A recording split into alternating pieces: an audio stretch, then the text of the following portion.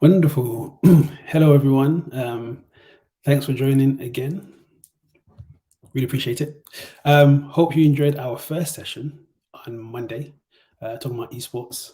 I personally found it very interesting and it was great.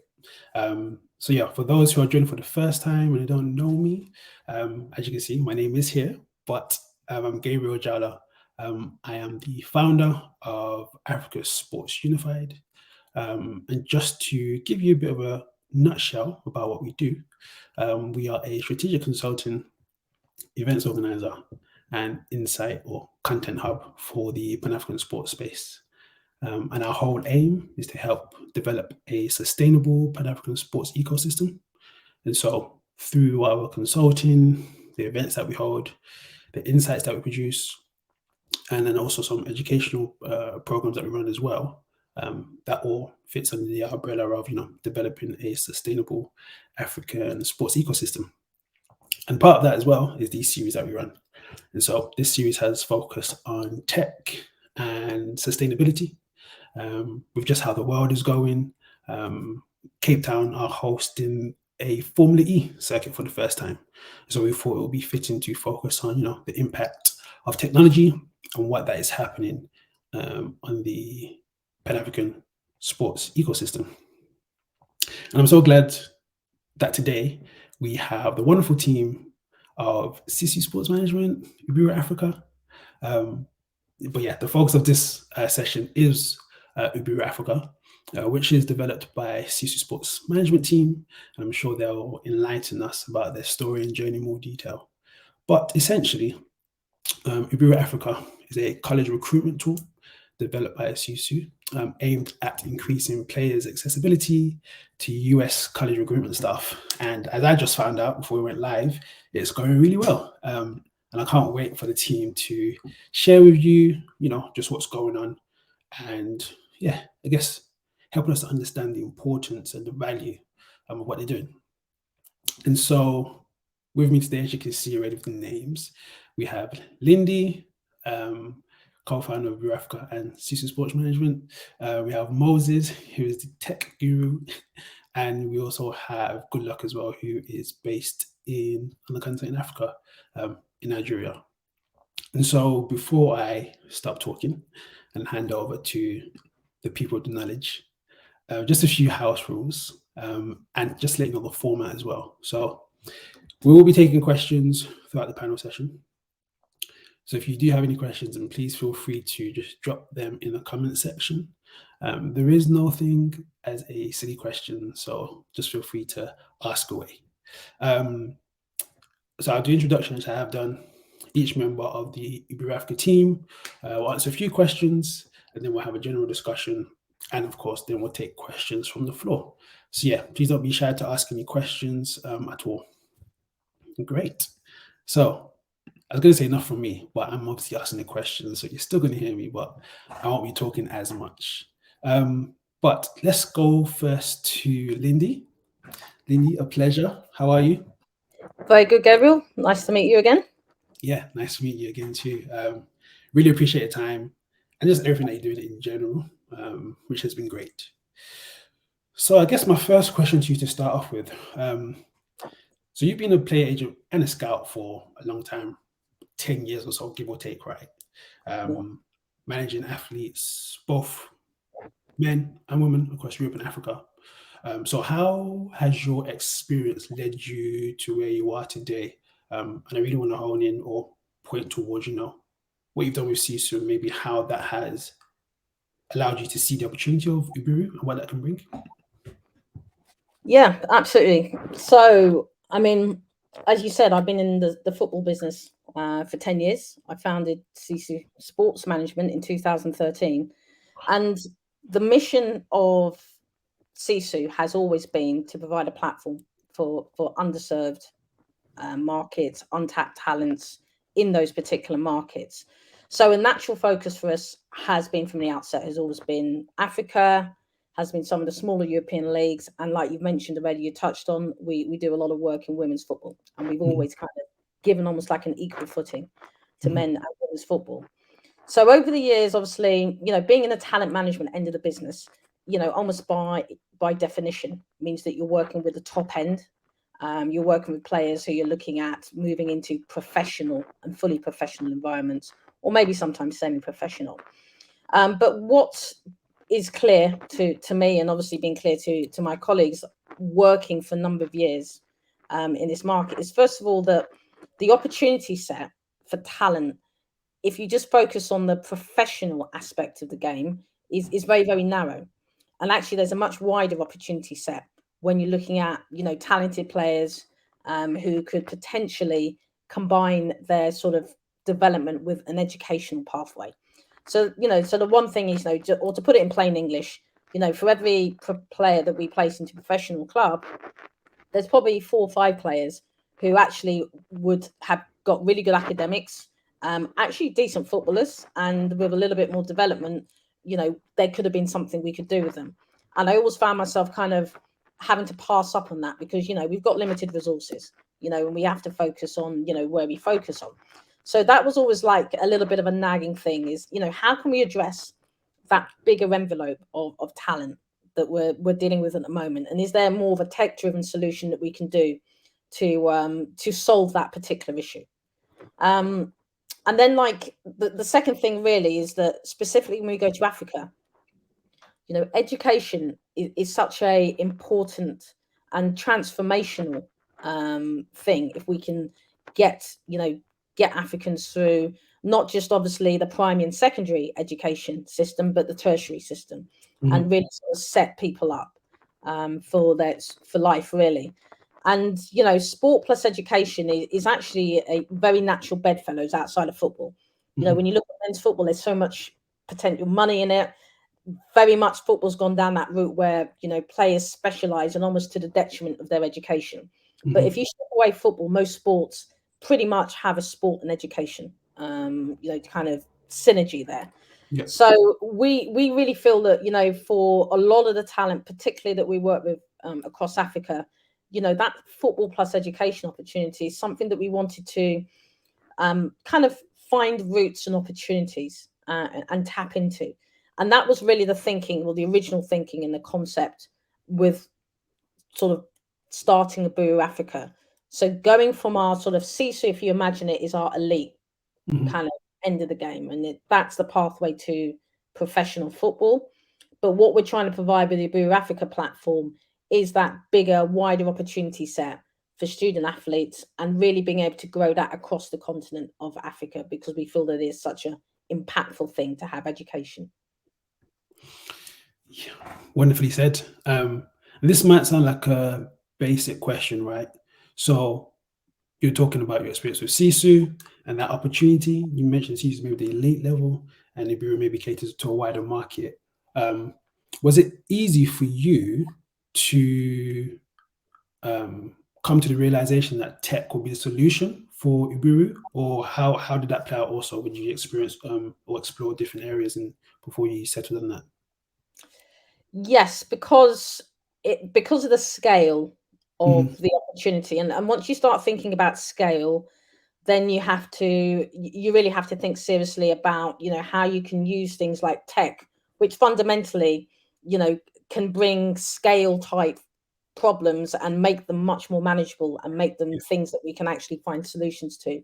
Because like I said, we're, as an agent working in the elite game, you're scratching the surface of things.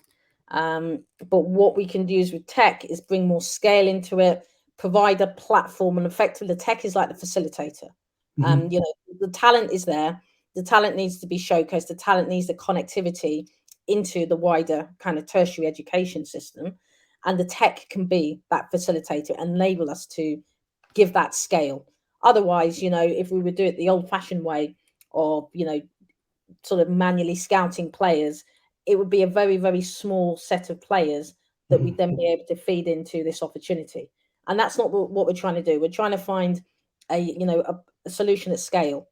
Yeah. And that's really why, tech has to be the answer. And we will talk obviously a little bit later about the challenges of working in Africa with regards to the tech side. But, those, you well know the landscape. Africa is actually a lot more evolved tech-wise, and I think maybe than a lot of outsiders realize. And I think we got to the point where we feel that we can launch a product like this, and sure, it's not going to have the functionality to start off with. That we'd all love all the bells and whistles, but we can certainly launch a product that's workable and achieves its objective. Yeah, I love that. Bro. Okay, we'll come back to you, Lindi. I want to move over to your colleague in Nigeria, to Goodluck. Goodluck, how are you doing? Oh, you're still on mute. Hi, bro. I'm doing well. Hey, Goodluck, how are you? Yeah, I'm doing well. How are you doing too? Great, I'm doing good, thanks. So I guess your background is very interesting. Being a former player yourself.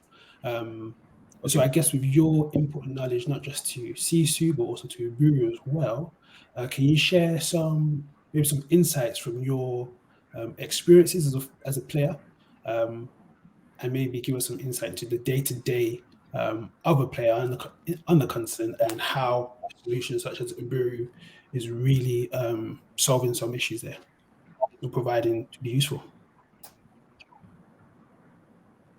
Okay, I would like to be more specific here. So going to my background, as a person, I actually started more like a student athlete all through, all right from kindergarten up to university level.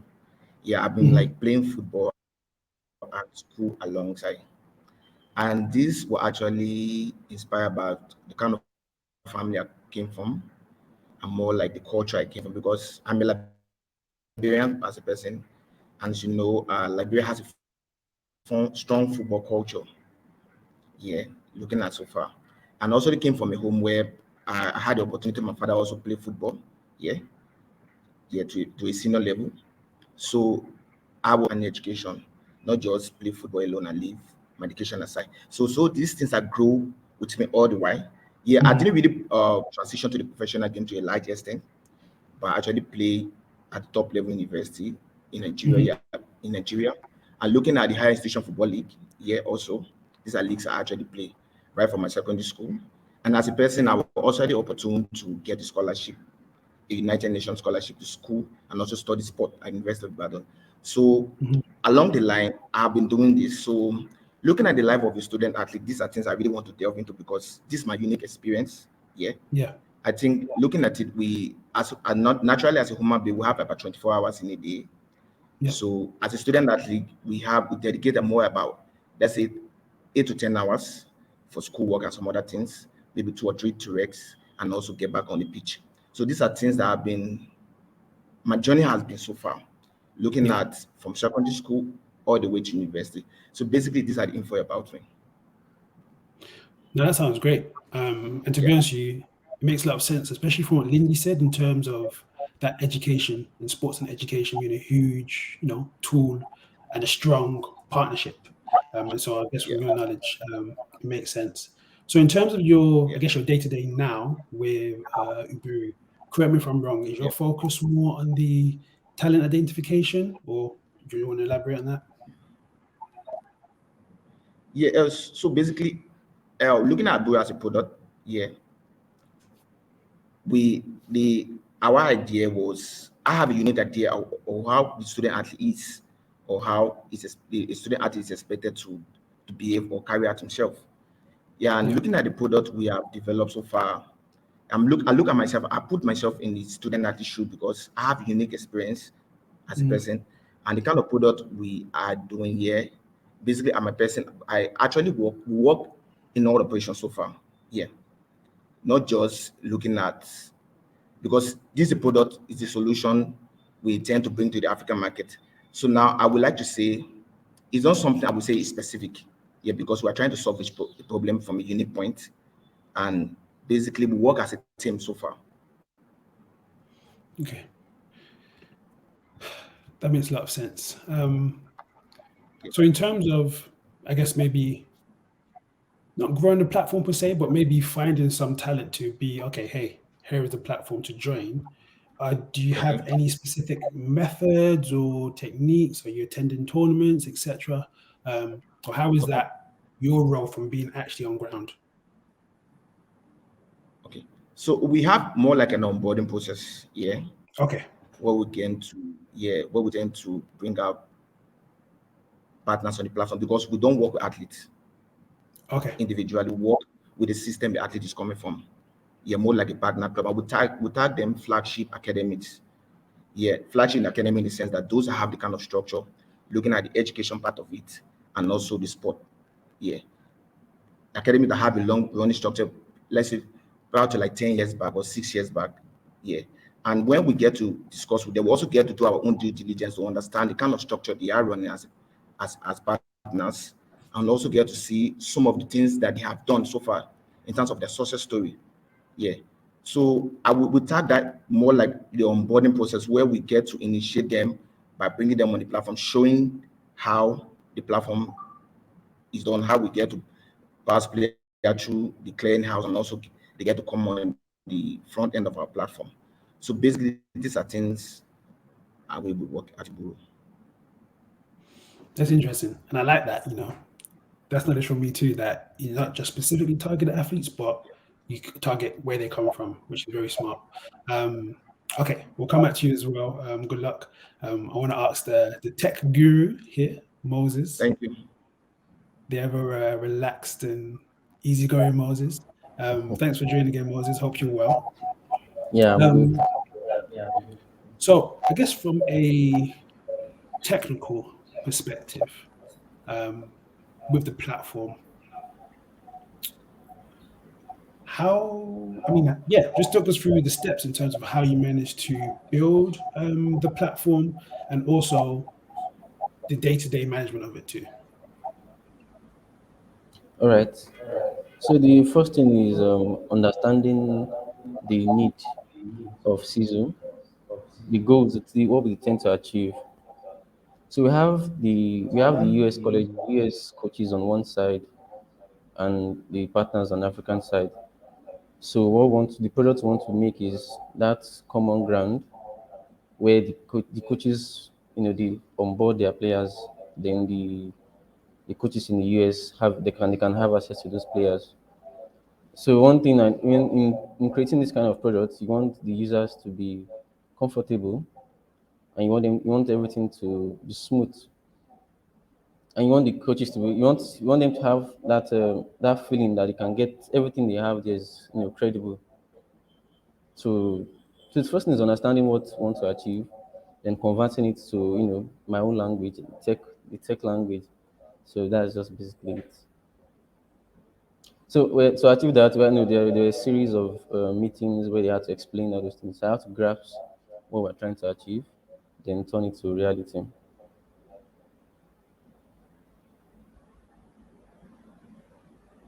You're on mute. Apologies, thank you. With the platform, is it app-based and web-based as well? The platform is web-based. Web, okay, fantastic. So in terms of the making sure that basically it's fit for purpose, and the changes that need to be made to make sure the website is running smoothly. You've spoken about how you got to this stage in terms of you've built it and you've changed the language into your tech language. Now, in terms of the day-to-day running and management of that, in terms of technicalities, is it easier than the onboarding process, or how is it now?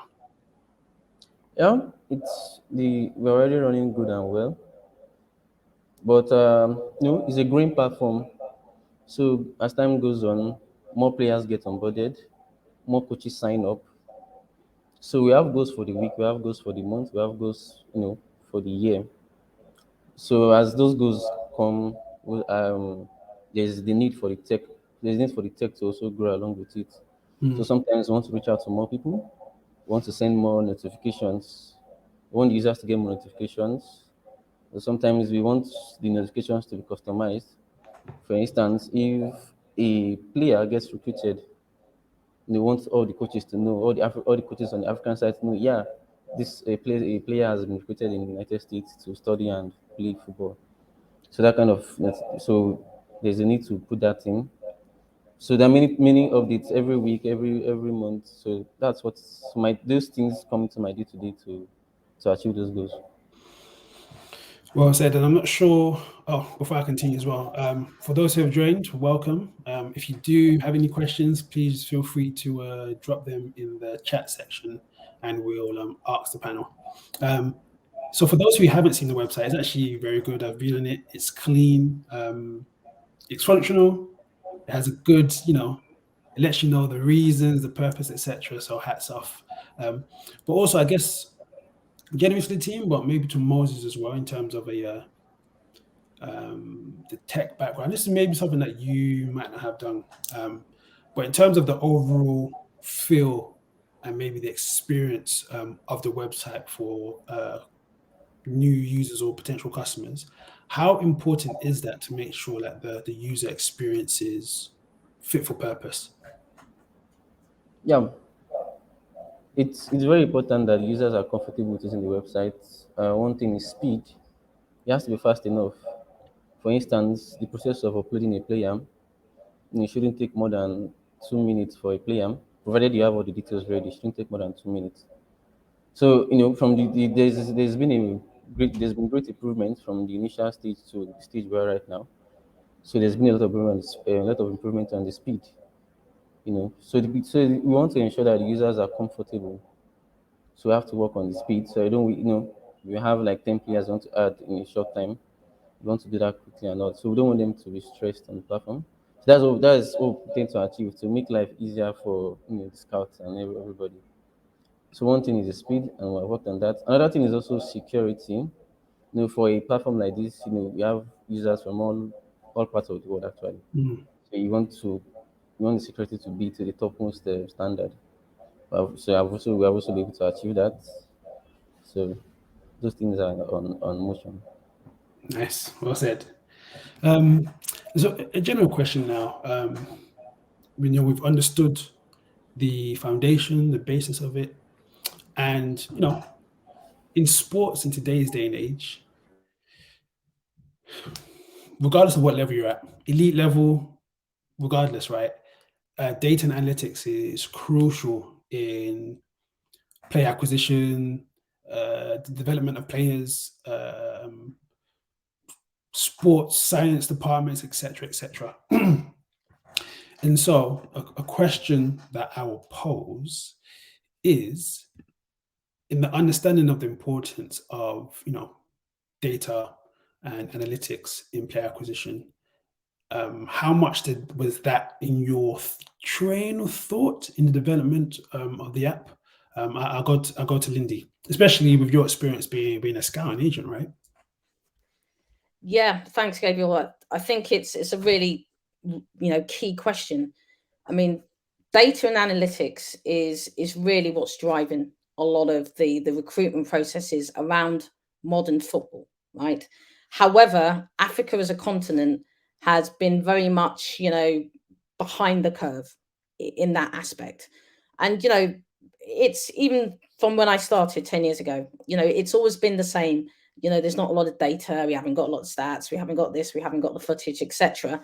And another thing that really kind of pushed us towards getting this platform up is 8 years, 9 years down the road, we're getting the same kind of words. We haven't got the data, we haven't got the stats. So having seen, obviously being based here in the UK specifically, and working obviously around Europe as well as in Africa, really, we understand the importance of the data and the analytics and how that drives so much of the recruitment process, and how if Africa continues as a general continent to not kind of, tap into that and start to get up to speed on that, we're going to find it increasingly difficult, I think, to kind of get involved in the recruitment process. So that would be players moving, whether it to be to Europe, whether it be players moving into the college system.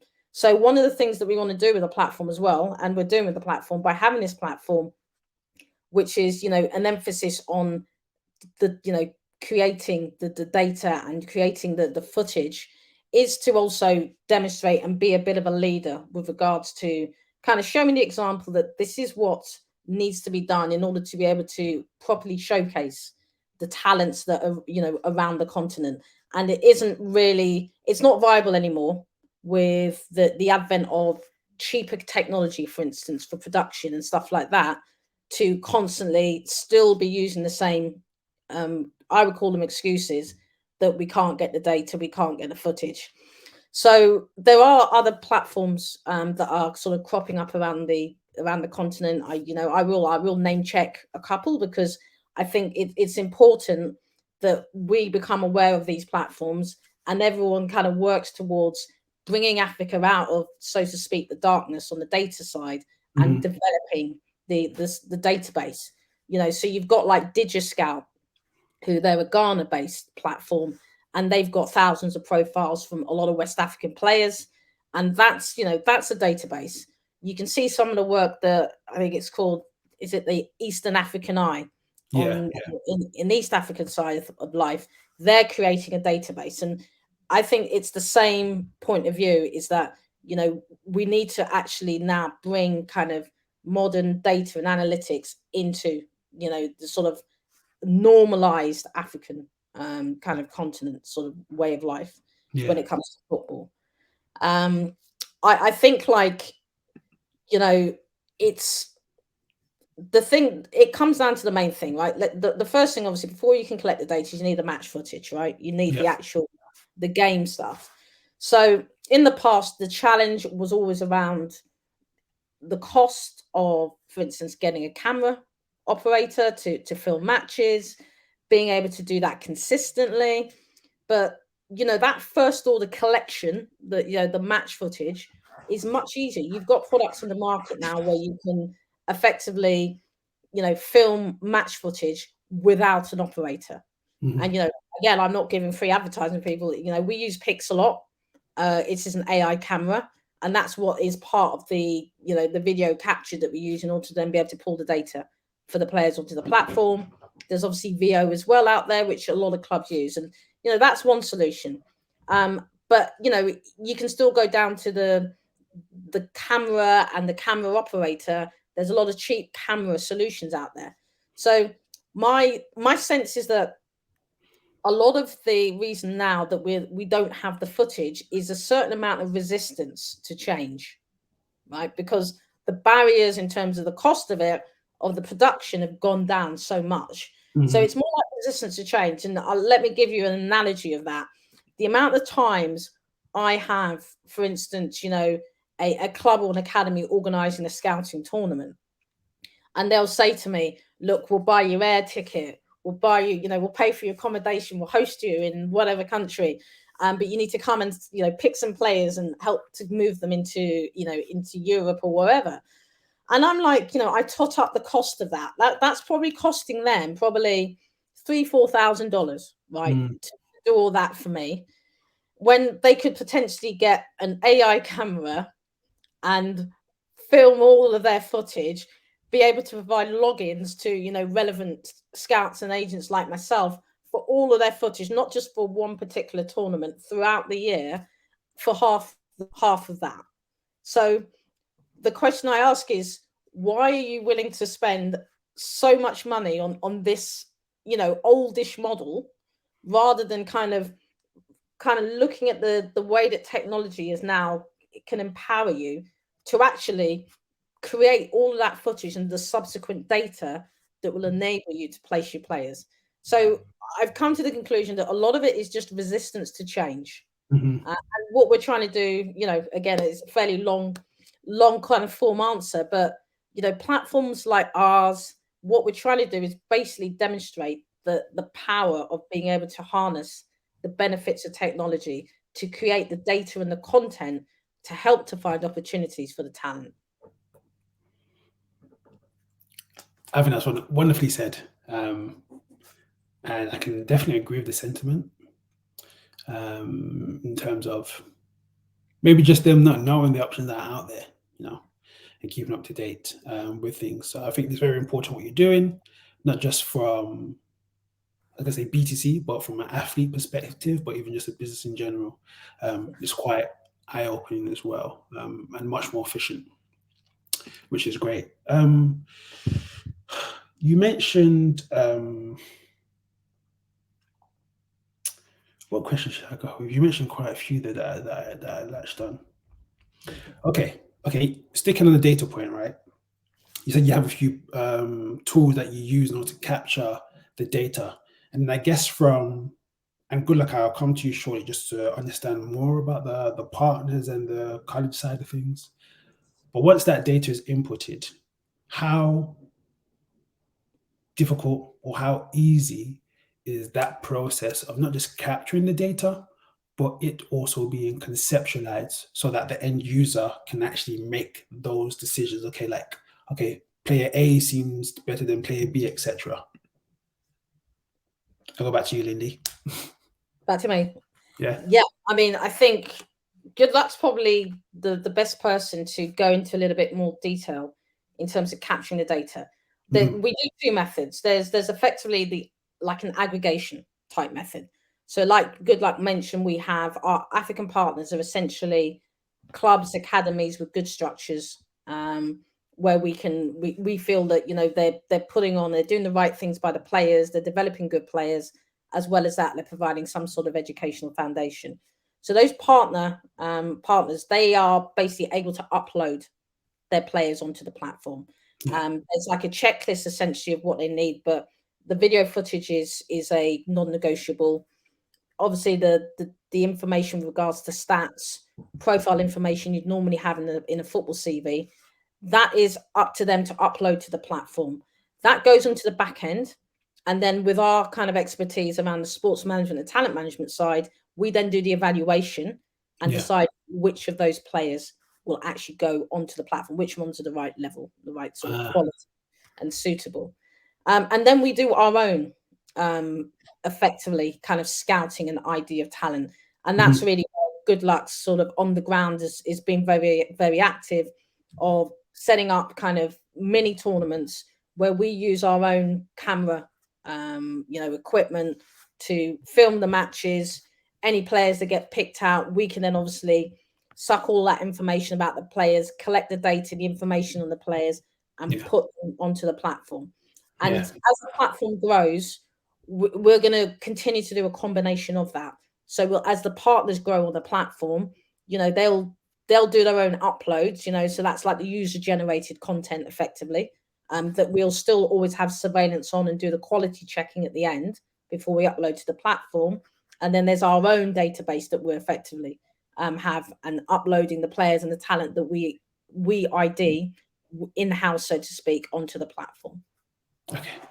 There's a great question that's coming from Paul, but I just want to quickly go to Goodluck just for you to elaborate on what Lindi has said in terms of that player identification and conceptualizing the data that eventually goes onto the platform. So can you just further elaborate on what Lindi said in terms of how you are setting up these mini tournaments, etc.? How is that received and the process from there?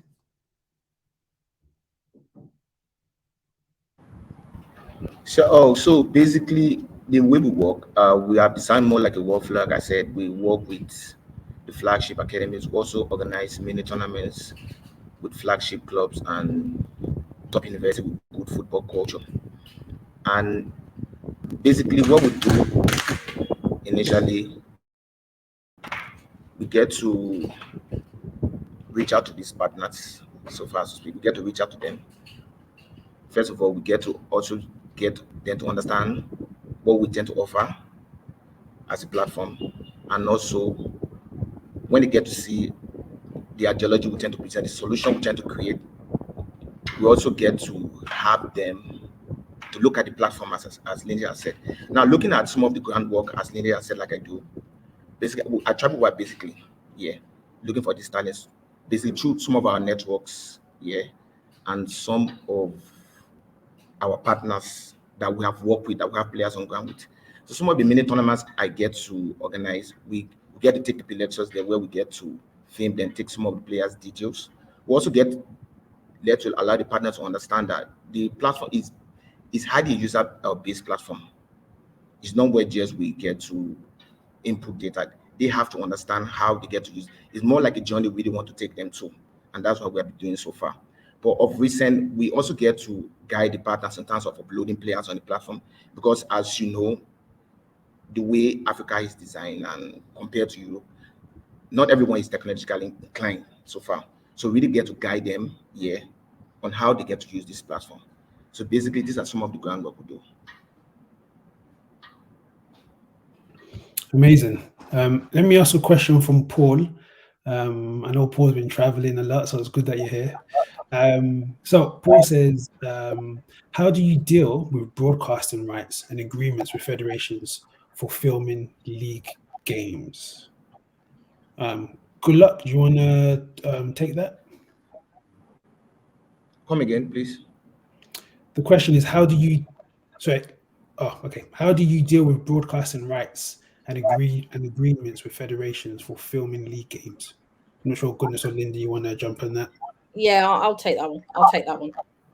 So at the moment, the players that we have on the platform, as Goodluck and ourselves have mentioned, are from partner clubs and academies. So the footage is essentially the footage and the content that they have, and it's their footage and their content. Yeah.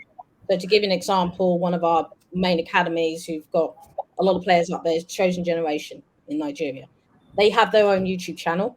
They have their own means of production with regards to filming the matches, and they therefore, as signing up as a platform partner, clearly one of the things they've agreed to is being able for us to put their players and put their footage on the platform. Now, the discussions that we've been having with federations is about whether or not, because one of the areas that we want to do is we think there's a big opportunity set, particularly I would say female side, under 17, under 20 kind of age group players, national team players with education, who, the US college option or the tertiary education plus football option, we think is a really great route for female players, because the salaries in women's football are nowhere near enough to provide a player with a living for the rest of their life, right? So really a dual career option is what you should be looking at, and certainly up to tertiary, players should be looking at that sort of option rather than, trying to sign for a professional club at 18, 19, 20.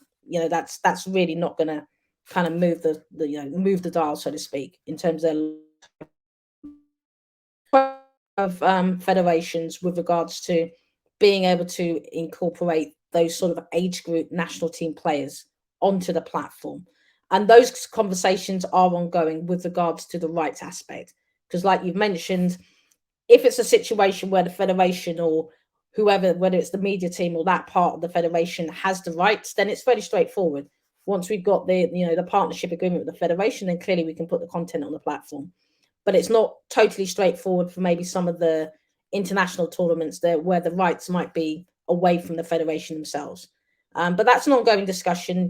We've reached out to a number of federations, and also CAF is another organization that I'm in discussions with, because the rights issue is something that I think certainly at the national team level is something that can be a bit of an issue.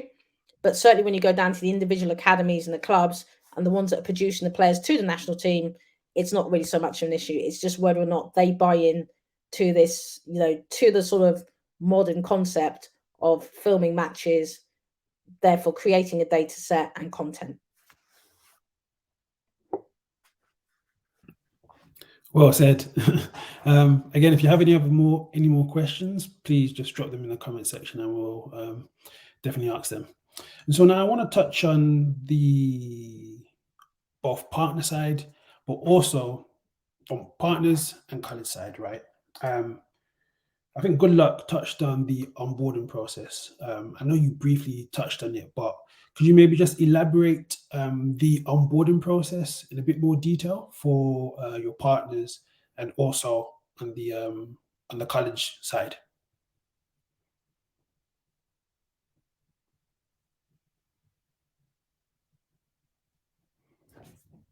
You said on mute. There. Okay. So basically, I would like to start with how well we get to bring on the African partners on the platform. Yeah. So like I said, we get to get them to understand the kind of solution we want to create. Yeah.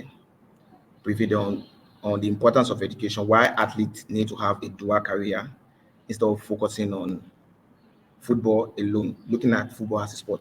Yeah, so looking at the girl child, for example, she has a shorter window in terms of playing opportunities. Such an individual having a kind of good education go a long way.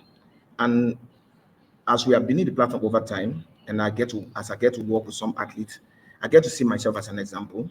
Yeah, I grew up playing football and also combining education. And in the long run, I've come to discover some of the results and opportunities education has actually provided for me. Yeah.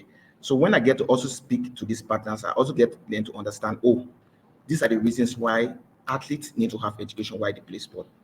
Yeah, because the game is a no guarantee. Yeah.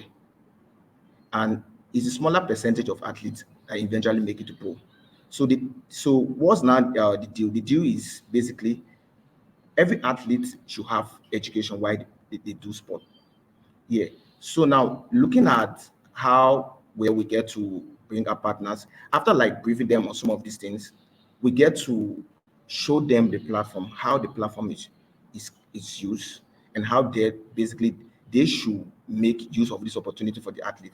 And now it's more like a journey. We have more like a checklist, yeah, where we get to give them in terms of filling the player. We most usually like a come of sheet where they get to input some of the player details, yeah, and also for those who cannot use the checklist, basically they can go on the platform because the way the platform is designed in a way that it don't create stress for partners in terms of uploading players, where we, we sh- where you go on the platform, you get to see where you get to sign up as a partner, you get to sign up as a coach, and also you get to sign up as an administrator. Yeah. So when these athletes, we get them on the platform, we also made partners understand that, oh, this is more like a passageway. You uploading the player is not like a guarantee such a player will be selected, because the player had to be vet so far. Vet in the sense that we get to understand the talent level of the player and place the player either more like a star player or a player on a certain level. But most players with national team experience, the player will rank as player that more like tag with the star on the platform. So basically, these are basically like the passageway we design in terms of bringing African partners on the platform. And this might be one for Moses as well. In terms of like a time frame, is that onboarding process? Is it a week? Is it a matter of a day? Like a few hours for people to just, if they want to jump on as a partner? Is it that quick, or what's the time frame? Yeah, like every other modern platform, just takes as little as 2 minutes. Yeah, you're onboarded. And something I didn't mention, we have tried as much as possible to make it simplicity, to make it simple, so that you don't go on the platform and start looking for how do I get to where is this and where is that. So we have tried on signing up and logging in on your first the first appearance, you can see everything you need. So the site itself is self-explanatory. So that's something we have worked to achieve, simplicity. So it doesn't take it's like opening. In fact, it's very simple, less than 2 minutes. No, it's good. Like I said, it's very clean and you understand what it is from even just going onto the website. Okay, so we've covered the partner side. Now let's go to the other end of one of the benefactors of that. So the colleges in the US. Is the onboarding process the same? Obviously, I could be wrong. I don't think you have anyone on ground in the US, right, like you do on the continent. So how is that onboarding process? I'm not sure if Goodluck, you imagine that, or is that Lindi that's managing that? But how is that onboarding process for the colleges? And also as well, how do you identify the right colleges that you'll want to partner with or be engaged with the platform? Yeah, Gabriel, thanks for the question. So in terms of the US side, we have Adi Ikeze, who is our head of marketing and partnerships. I think she's listening in, but she's not on the call. But her focus, her focus and my focus is very much that side. Yeah. The reason is because the jump from Europe, or so say London to the US, is less of a jump from Goodluck per se in Nigeria, trying to communicate that side. So whilst we're in the early stage of the platform, it's myself and Adi who are driving the college acquisition side of things.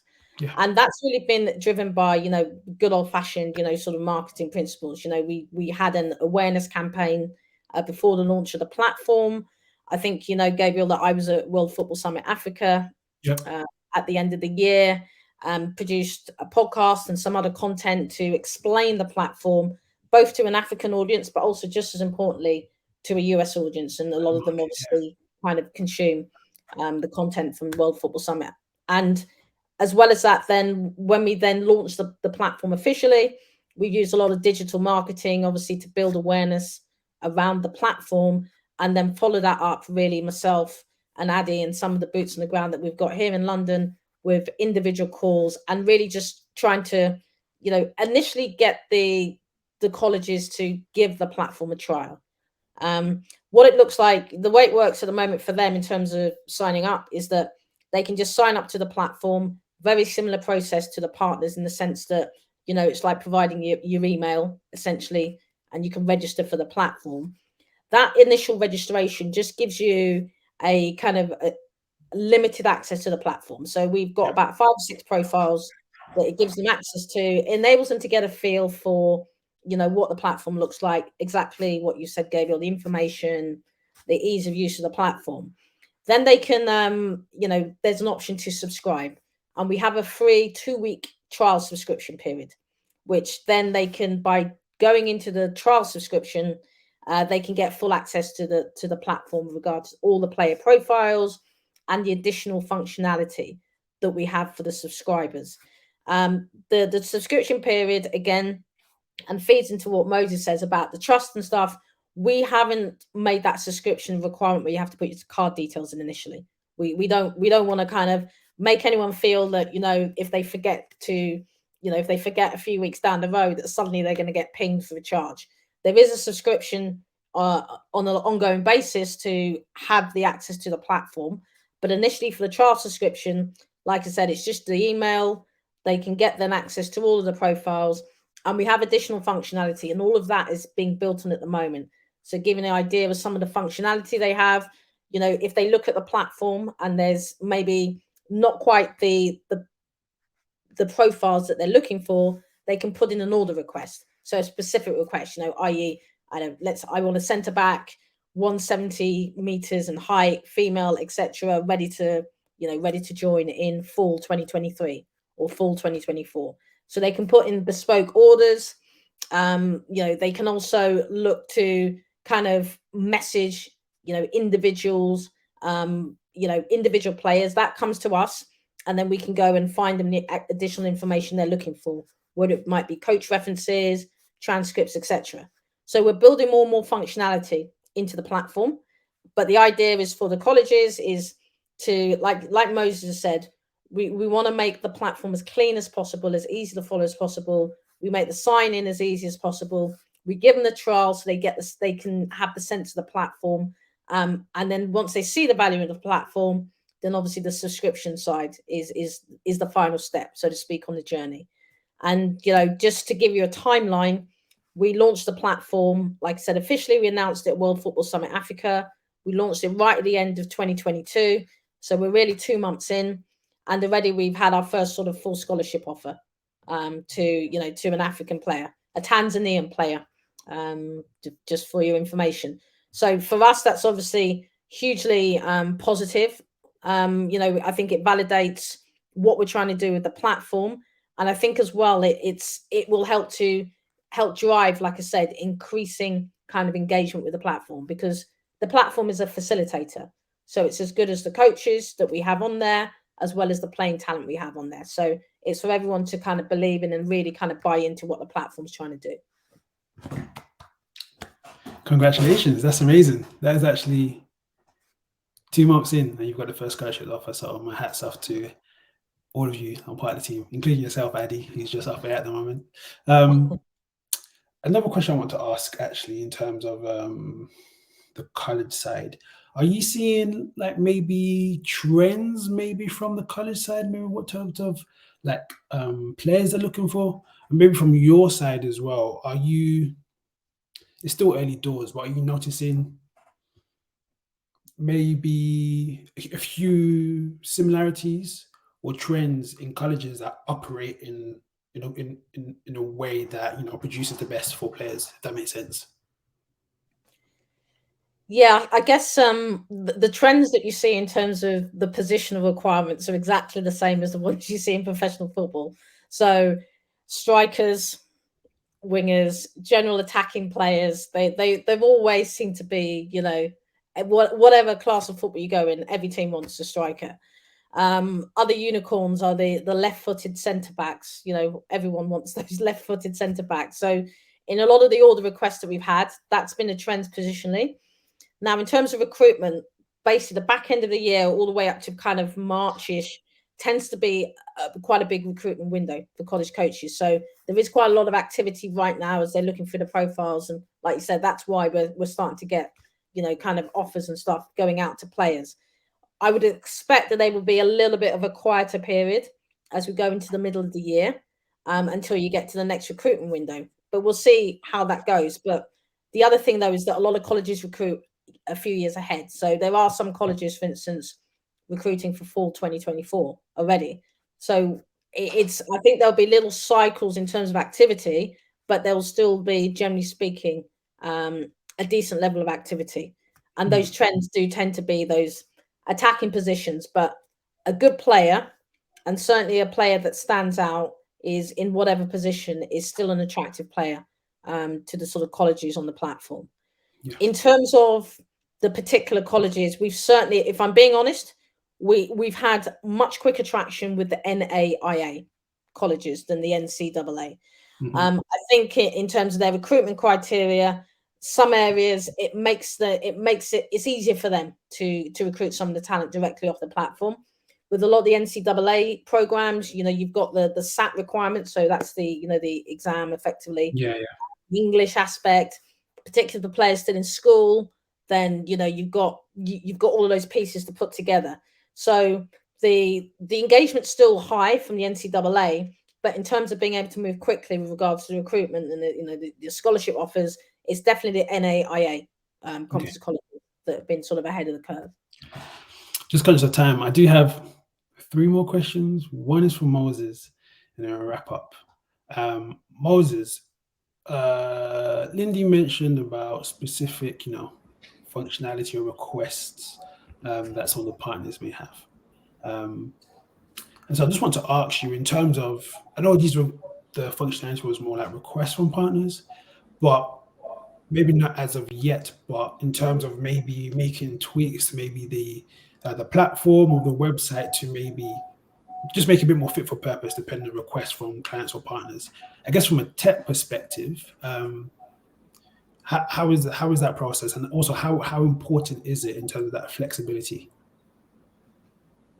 Thank you very much. So we build the platform in such a way that we're able to, it's scalable.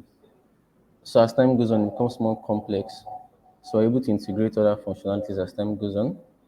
The specific request functionality is already in place, where when as Lindi mentioned, when the US coaches get on the platform and they don't seem to find, or they want a specific player, or they want to make an elaborate request, it's already in place. So you can just make that request and all the partners, they get it.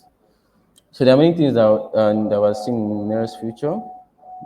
For instance, chat room or a chat forum where the coaches and the partners can interact. So stuff like that. We have those things in as long-term things to put in place. Great, thanks for that.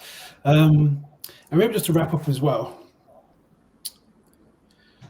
Okay, I want to ask 2 more questions. I have so much in my head, but let me just stick with 2. It's been success, as you already mentioned, which has been great. But for you to get to where you are now, we've maybe heard from Moses in terms of like maybe the technical challenges there are, but just generally in terms of growing the platform, what hurdles have you come across in your journey so far? I can go to Lindi and then Goodluck actually to answer that.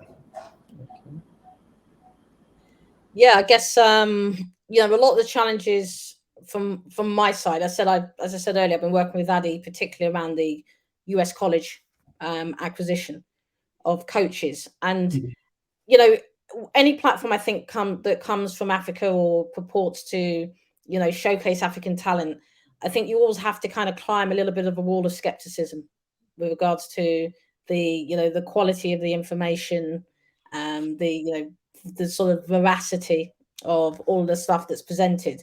So there's been a certain amount of work just to kind of establish that credibility. I think that's why myself and Adi have been very, very prominent.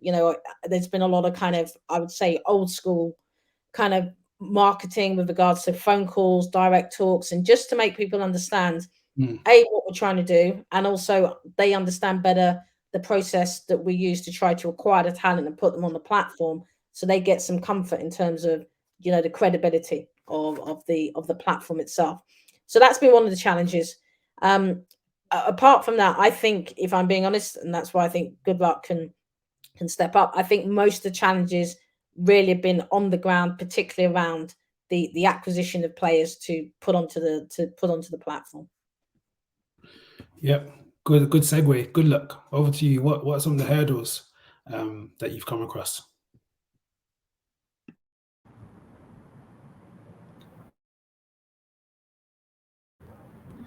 So basically, as Lindi had said, some of the hurdles is more around how well some of our partners get to see the platform. So I would like to speak more about looking at the African partners and how we get to get data on the platform. Basically, the platform is not for every player. The platform is for special players, and the platform is not actually open to every academy. The platform is for academy who have the right structure, the right set of players, and the right set of data. So looking at prior before launching the platform, we actually anticipated this, like we'll get to see people who really just want to just gather data that are not well structured and throw it out to us. So what we get to do more our due diligence to see where these athletes are coming from, and it go a long way. I myself traveling down to see these clubs, and as I speak to you, I'm in Oyo State to actually get to see a structure of an academy. I also get to see some other coaches. So we get to see what talent or what structure they have. These are how we carry our due diligence. So we not just sit back or allow these partners to throw things at us. I will get them on the platform. So we'll do the due diligence. We'll take our time. We'll take the process. I will take the pain to really go down to see what they are doing, some of the structure they have, some of the athletes they have. So this is a way we get to really, really minimize some of the issue of inadequate data and not having the right information to supply us. That's great. Makes sense. So final question now. And thank you for just shedding light on the platform in Uburu Africa in general. But I guess maybe looking to the future now.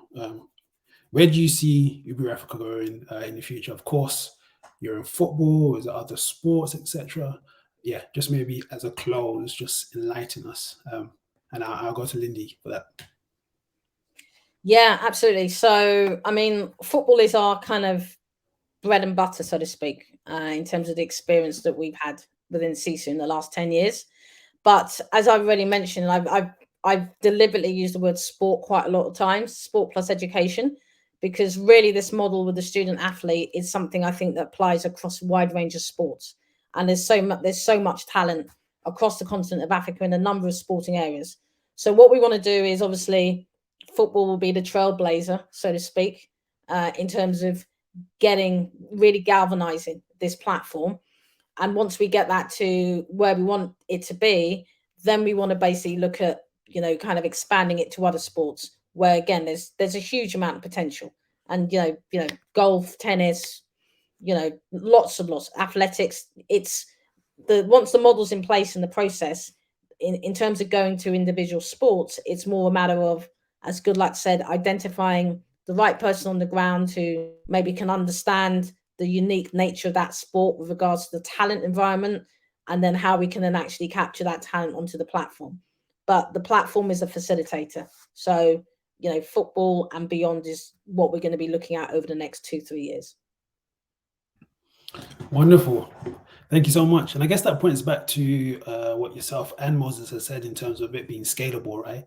You have the platform to grow easily, or easier than if you didn't have the platform. But no, thank you so much, Lindi, Goodluck, Moses, Addy in the background as well. Wonderful team. Wishing you all the best. And of course, if you haven't connected with any of them from the Uburu Africa team, please do so. Connect with them on LinkedIn. They're very active there, and I'm sure they'll be more than willing to have conversations with you. But to everybody who's joined, thank you so much. I hope you have left with a lot more knowledge than when you first joined. I can definitely say that I have. So thank you again. We do have one more webinar in the series tomorrow with FIFA, talking about their FIFA digital skills platform, which is quite fitting after what we've had today. So yeah, please feel free to join that as well. Thank you so much, and take care.